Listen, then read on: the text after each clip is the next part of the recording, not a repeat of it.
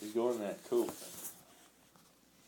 and you just snag them and rip the belly open, take the spawn if it was any, and you have a 5-gallon bucket, you know. And first of all, you're kind of inquisitive. Why the fuckers in like 18, inches of water, you know. And he was ripping the spawn out of them and selling it to the bait shops. They're still tying spawn bags in it, so. I know, I need to go out and try to get out this fella. Just spawn whitefish come up in there, and they'll be in the fall time. They say you catch them left and right, left and right. I'd like to get me some whitefish. They used to fish them out of Torch Lake at night. No, that's my brother and I've done that. It's so damn hard because the damn lake only freezes over every 3 to 5 years. And it hasn't froze over in 2 or 3 now. But yeah, we're usually out there 100 foot of water. Yeah. Knocking them off. I need some asshole sitting next to us dumping cans of corn down there. Messed them all up like 3-4 years ago. They can't. Chilling. Yeah. And they can't digest it. I was talking to DNR about it because we're all pissed off because they'll shut right down. You know, they fill their bellies with it and they can't digest it. And if you open one of them up, you'll find little like cyst pockets in them. And you open that little cyst pocket and it's a kernel of corn. That's well. Weird. No, it's... It works for chum. We used to put something in an onion bag. Now we chum that one, but we kept it in an onion sack. See, that might be an idea because they love that shit, but they can't. Just fills their tummies up. And then you got to know the currents, because it's your pimple, your holes here in your pimple might be 75 feet. Yeah. Way to hell over there. I never was good at hooking them. Yeah, you get beyond that shit. I couldn't tell if my pimple was flipped.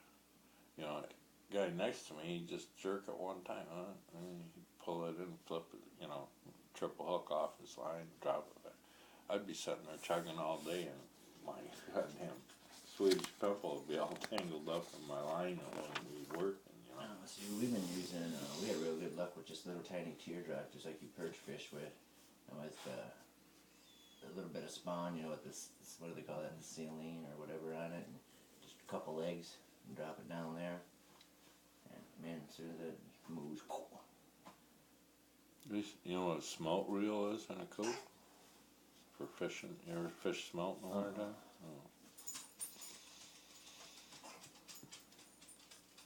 Oh, we're gonna start keeping them. We catch a lot of big Cisco's or Menominee or whatever. 12, 14 inches. We're gonna start keeping those to use for meat rigs for salmon.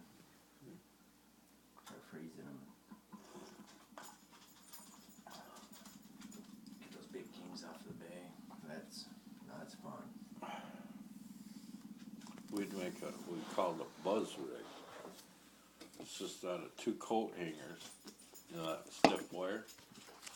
2 pieces about that long, and you just cross them, and you curve the ends of them up like hooks, sharpen them, solder them in the middle with a little lead weight.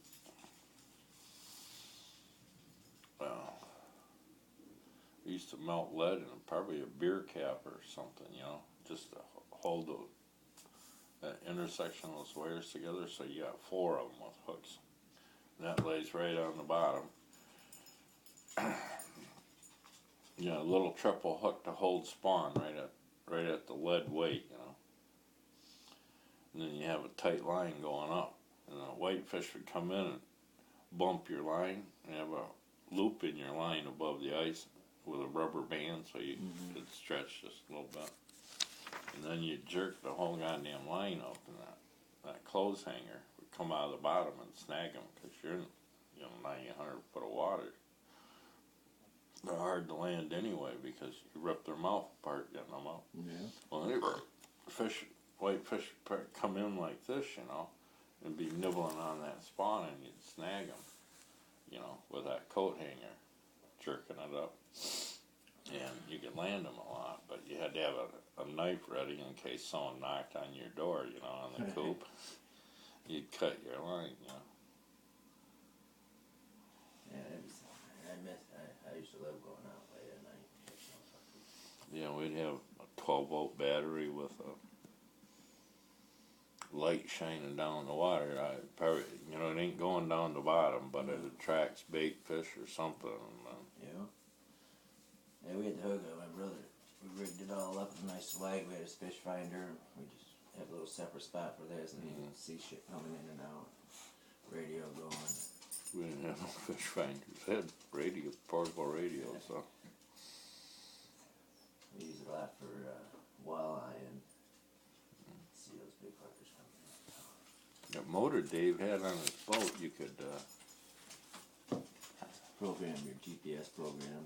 yeah, but he had a button on that remote that just set anchor. And you mark fish, you hit that button, and there's 3 satellites, he was explaining to me, that will keep that boat right there. And that's how, I mean, it's cool. Yeah, the technology they got is. Anyway, the wind was blowing like hell yesterday, and he was retying a hook or changing baits or something. And he said it'd keep, you know, there's waves out there like that, and the wind was blowing hard. And it'd keep you within 5 foot. And it was just like you had an anchor out, shouldn't you? I mean, the current's going that way, and the wind's coming this way. And then a crosswind, and the bow stayed where it was at. It just went back and forth. And Yeah, they make those power anchors too. That it's just a rod that shoots down, and that holds you into place. yeah, well, this just did it with that electric motor. I mean, the wind blow you that way, the motor counteracted it and fought against it. I thought, holy shit. You need to hook that up when you're out on the base, and then you can just concentrate on fishing, not worry about keeping a straight line. Yeah. Running 8 lines or something, we'd run. But hell, even a boat like his, we have a boat like his, and we'd still run all of our planer boards and whatnot. We'd still get 6 lines in.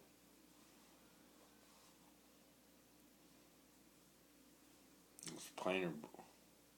No, yeah, they had planer boards. I'm thinking about those sailfish. But it was just on a long piece of bamboo, like that big around. And then it took for a release mechanism, it was just a clothespin, a spring clothespin. It had a bunch of rubber bands to stiffen it up, wrapped around the nose part of it. And then you just clip your line in that, you know. And then when a fish hit it, it was just like pulling it off a downrigger. Yeah.